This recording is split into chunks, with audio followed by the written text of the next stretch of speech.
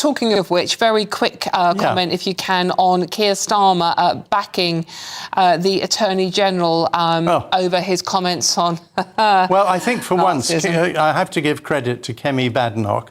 She wrote a piece in the Telegraph today where she described the Labour Party believing in the rule of lawyers, not the rule of law. And I think that's absolutely phrase, wasn't it? spot on. Yeah. And Starmer, of course, a lawyer himself, is obsessed with law. His old friend and donor, a man who's given a lot of money, don't forget, to the party. That compromises his position? Yeah, I mean, in my view, that would be in many setups deemed as corrupt. But then don't forget the unions pay the Labour Party millions anyway. Yeah. But Hermer is... First of all, most of his clients were enemies of this country.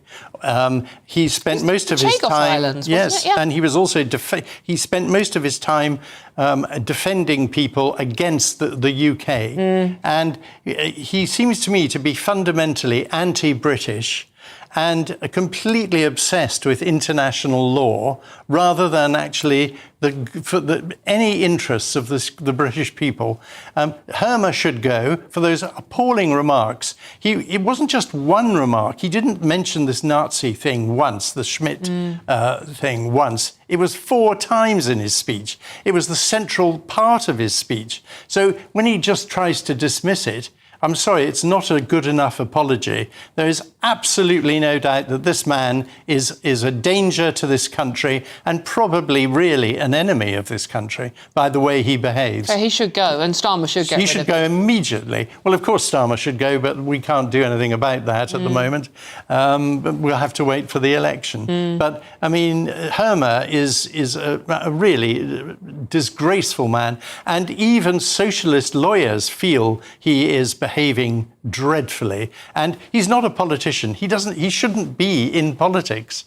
He's out of his depth. He's not operating in an area he really understands. Do you believe his apology? Do you think he would have apologised if he hadn't been lent on? No, I don't believe it for 1 minute. I don't think he cares. And he feels he's above everything because he floats around. He's not accountable in the House of Commons, of course. He does occasionally appear in the Lords, but he doesn't like it. And so he has a very easy time of it. OK. Thank you very much, Piers Pottinger. Pleasure. Strong words indeed there. Let me know what you think at gbnews.com/your say. The Attorney General says his comments comparing calls to leave the ECHR to the rise of Nazism in 1930 were clumsy. There have been calls for Prime Minister Sir Keir Starmer to sack Lord Hermer, who is a very good friend of his, by the way, including from the leader of the opposition, Kemi Badenoch, who says Hermer believes in the rule of lawyers, not the rule of law. Joining me now is opinion and features editor at City AM, Alice Denby. Alice, Hi. Good to see you. Thank you very much for joining me. Now, he has apologised. A, do you think he should have apologised? And B, do you think he's still be in his job? I mean, I think these comments were very politically naive, and I think he's admitted that. But I don't think it should surprise anyone that a lawyer believes in the rule of law. He thinks clearly that that if you subscribe to the rule of international law, then that's the most important thing. I think in politics, though, people understand that they want the state to be able to do things, and that they do feel that the ECHR is an impediment to us being able to deport foreign criminals, and that they're very frustrated with this. I think the point is that his job as the Attorney General is to give legal advice to the government, and the point of international law is to stop tyranny by stopping governments doing things that they want to do. I think if we want to leave the ECHR, then that should be a matter for Parliament and not for the international courts.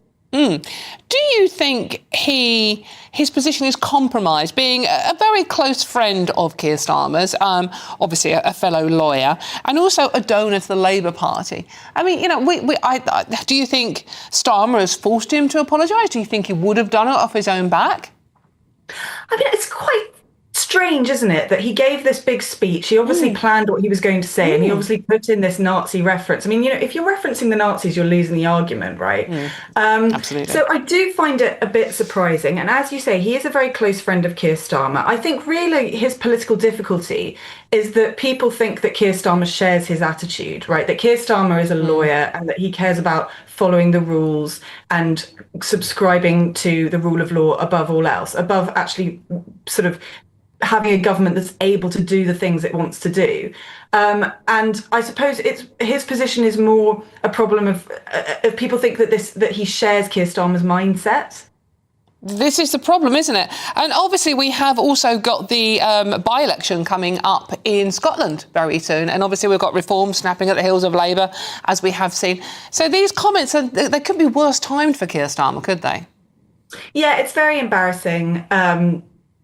What else can you say? I think, going around calling people with very legitimate concerns about illegal immigration, about our ability to deport foreign criminals, and about, frankly, the overreach of a foreign court. Comparing those people to Nazis, I think, is very politically tone deaf. But again, as I say, that shouldn't surprise you, because this guy isn't a politician. He's a career lawyer. He cares about the international rule of law. That's a very good point, actually. But as you said earlier on, Alice, which is a great point, once you start accusing people of being Nazis, it's like the race card, isn't it? Then you've lost the row, because it seems to become a debate. But do you think we sling these words around way too easily now, and they lose their meaning? I mean, sort of like, accusing people of being racist, accusing people or linking people or comparing people to Nazis. Yeah, I mean, absolutely. I think this is clearly a problem of social media, of the sort of 24-hour news cycle, saying this on GB News, sorry. But yeah, of course, it's way too easy. And I think it takes away from the very serious, the seriousness of this accusation, right? I think, look, we're at a point of inflection when it comes to the post-war order, and I think that's why people always go to the Nazi accusation, because it's the last time in history where there was kind of moral clarity, and that's why I think that accusation gets lobbied about a lot. But clearly there's nothing Nazi or tyrannical about being concerned about a court to which we only signed up to in 1950. It's not Magna Carta, right? It's a court that was established in the wake of the war for very good reasons, but it's massively changed in the intervening period. It has a very different mandate now, and calling people with legitimate concerns about this, whether that is the Conservatives or Reform, calling them Nazis, I think is reductive. I think it's not morally serious, and I think it's offensive. OK, brilliant. Thank you very much for that. That's Alice Denby, opinion and features editor at City AM. Thank you very much, Alice.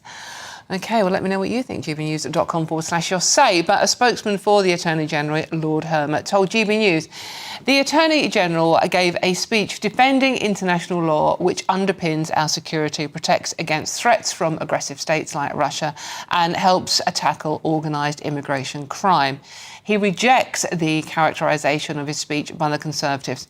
He acknowledges, though, that his choices of words was clumsy and regrets having used this reference. Let me know, as I say, what you think, as always, on that story and everything else.